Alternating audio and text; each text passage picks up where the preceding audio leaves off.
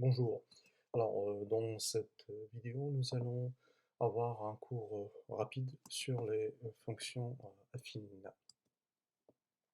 Alors, on va commencer par une définition, hein.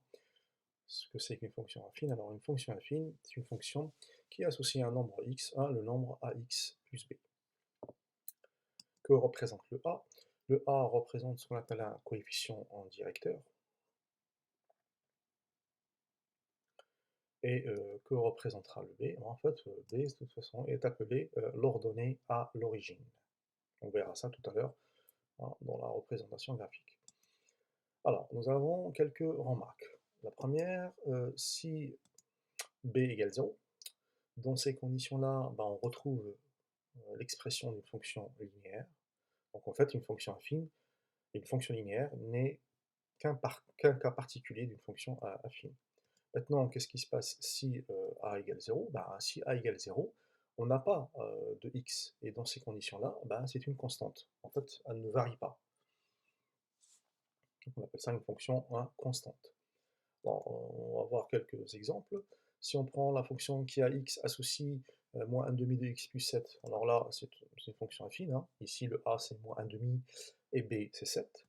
Si on prend la fonction qui a x associe 3x plus 6, le tout divisé par 7, alors ça aussi, c'est une fonction affine. Alors oui, en effet, il suffit tout simplement de séparer l'écriture. Donc là, on peut l'écrire sous la forme de 3 septièmes de x plus 6 septièmes, et donc a égale 3 septièmes et b égale 6 septièmes. Maintenant, si on prend la fonction qui a x associe 2x carré plus 1, alors ça, par contre, ce n'est pas une fonction affine. Alors effectivement, hein, même si c'est écrit sous la forme de a avec un x, sauf qu'il n'y a pas que x tout court, hein, c'est un x carré, donc ce n'est plus affine.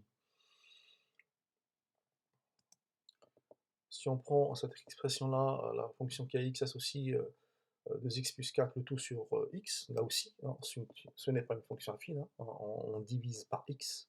Hein.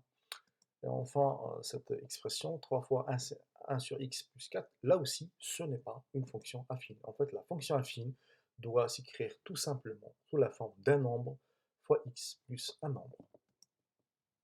Alors, maintenant, on va passer à sa représentation en graphique. Alors, la représentation graphique d'une fonction affine, hein, c'est une droite. La question maintenant, comment on fait pour tracer cette droite? Alors, nous allons avoir deux méthodes. Bon, déjà, par exemple, on va prendre l'exemple, on fait tracer la représentation graphique de la fonction f qui a tout x associe le nombre 2 tiers x en plus 2. Donc, on va utiliser la première méthode, hein, c'est avec à partir d'un tableau de valeurs. Alors, comment je construis ce tableau de valeurs?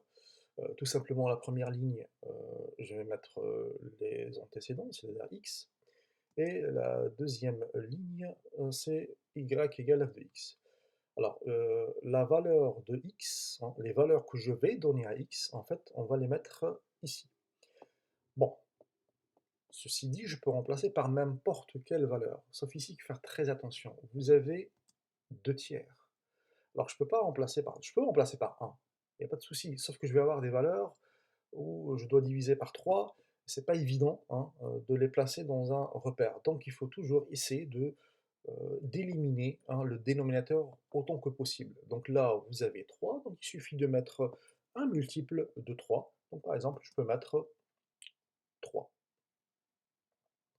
Et dans ces conditions-là, on calcule, hein, 2 tiers fois 3 plus 2, et en calculant tout ça, ça va me donner 4.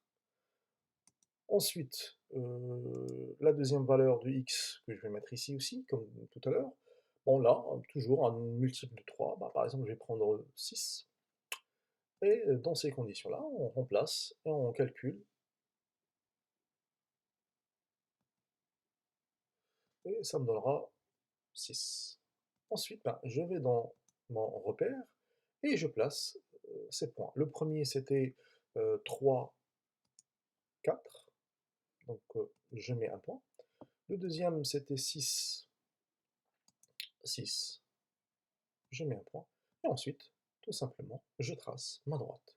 Et voici la représentation graphique. Bon, alors, ici, si vous avez remarqué, j'ai pris 3 et 6.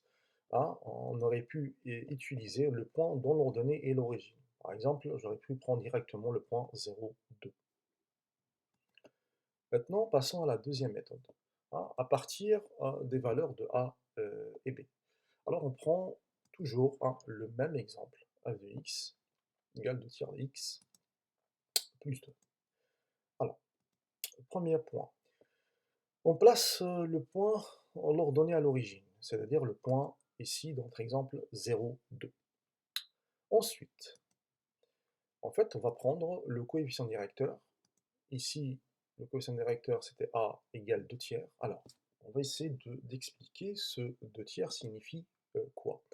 Déjà, le 3 qui est là au dénominateur, en fait, ça représente ce qu'on appelle un delta x, c'est-à-dire c'est un déplacement sur l'axe des abscisses, hein, un déplacement horizontal sur l'axe des abscisses. Alors comment il va se faire? C'est-à-dire que là, delta x, étant donné que c'est égal à 3, ça veut dire à partir du point de l'ordonnée à l'origine, hein, je vais me déplacer vers la droite de 3 unités. Ensuite, que représente le 2? Le 2, en fait, en réalité, c'est ce qu'on appelle un delta y, c'est-à-dire un déplacement vertical sur l'axe des ordonnées. Donc, à partir de la fin de, de mon delta x, en fait, je monte hein, de 2 unités. Ici, parce que delta y est égal à 2. Et là, je mets un point. Ensuite, il suffit tout simplement de relier entre les deux. Donc voilà, en résumé rapide sur le cours des fonctions affines. Voilà.